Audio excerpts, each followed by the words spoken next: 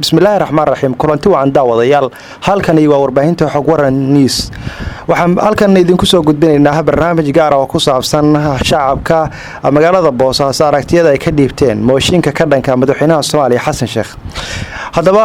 warbaahinta xog waran news ayaa waxa ay mikrofoonka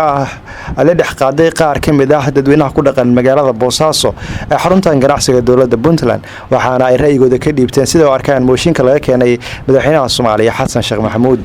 haddaba iyo arrimahaasi ka hadlayna waxa hadalladooda ka mid ah mooshinka hadda laga wado madaxweynaha jamhuuriyadda federaalka Soomaaliya fikirkaas waxa ma yahay fikir degdeg ah waan laga fiirsan waayo Soomaaliya waxa weeye hebelka kale mooshin weeye ninkan wax yar baa haray wuxuu yahay baa uu dhamaaday marka waxa loo qaato wadka saan khalkhal loo gelin aan dib loo gelin inka waqti loo daayo ka bacdu ummaddu ka tago sidaas muhiim ah والسلام عليكم ورحمة الله وبركاته. بسم الله الرحمن الرحيم. أنا مقعي عبد أبو الله لها فكرة إذا هدان كهالو حس الشيخ اللي كان أنا قبع بركي شرعي وكتمتي السجي كلية حكم كيس السجي كلية إنه وحكس حكم أو شرعية ذي وكتمتي بنتلان بو حقيري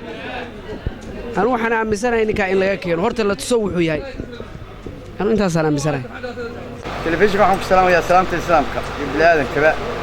بعد السلام وحن وشيء يا ومدة الصومالية حسن الشيخ محمود وحباب ما يستاهلوا دلك يا دلك ويسوع دوادي وعبد الله يا شريف في يسوع دوادي ومدة ووحي كوكلا مغنى يوحي كوكلا تشرب أي دوان دودة حي فحسن الشيخ محمود كلا فوقي وحنا أبو ري سيبوا 91 oo kala arinta gaarsiiyay waxaanu ka codsanaynaa adduunka iyo shacabka Soomaaliyeedba Xasan Sheekh Maxamuud in isku dhan looga soo jeesto oo waqtiga ka haray dawladda madaxweyne cusub loo baadi doono oo gaarsiiya xilliga loogu talagalay oo 2016 ama wixii ka dambeeyay gaarsiiya Xasan Sheekh Maxamuud ma gaarsiin karo ومدي دجال بكو بلاوي لينتون بكو عليه سوول بعليه وحنو لنا موشينك حسن شيخ محمود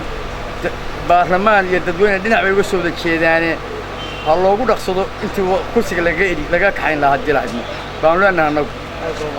وأنا دق بنوسي بينا إن موشينك حسن شيخ محمود أنا هو شعبك الصومالية يبرلمان كبكو بدينا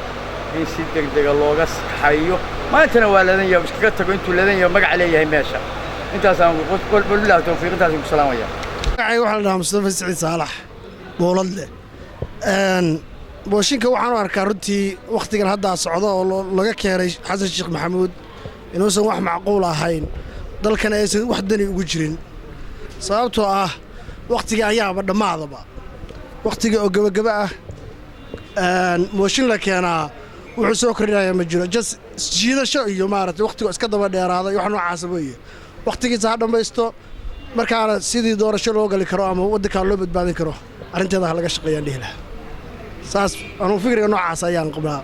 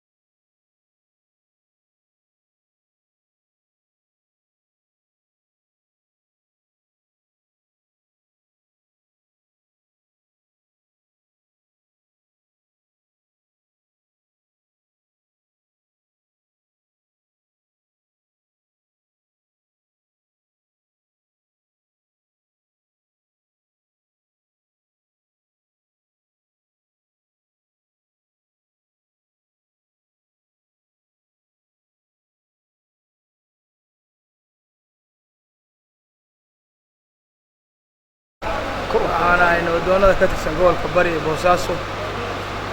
markaas soo jeediyo afkaarteeda ku aadan federaalka iyo mooshinka laga keenay xasan sheekh maxamed waxaan u arkaa inuu mid sax ahaa xaqna u dhacay laakiin in lala daahay baan u arkay bacdaan baa lala daahay wiil baa isagii aabihii dagaal wada galeen waxaa la yidhi hadhow waa laga soo noqday marka odagii wuxuu ku yidhi aabba saan wax u gelayay ma arkaysa maya intaa ugala sii dhowaataa weeye marka waxaan leenahay kuwa mooshinka ka keenay iyo kuwa aan ka keeninba intaa inaa ugala sii dhowaataan baa la rabaa mooshinka halkaa ka sii wadaan waayo wixii dadweynaha Soomaaliyeed u dhaxeeyay iyo wixii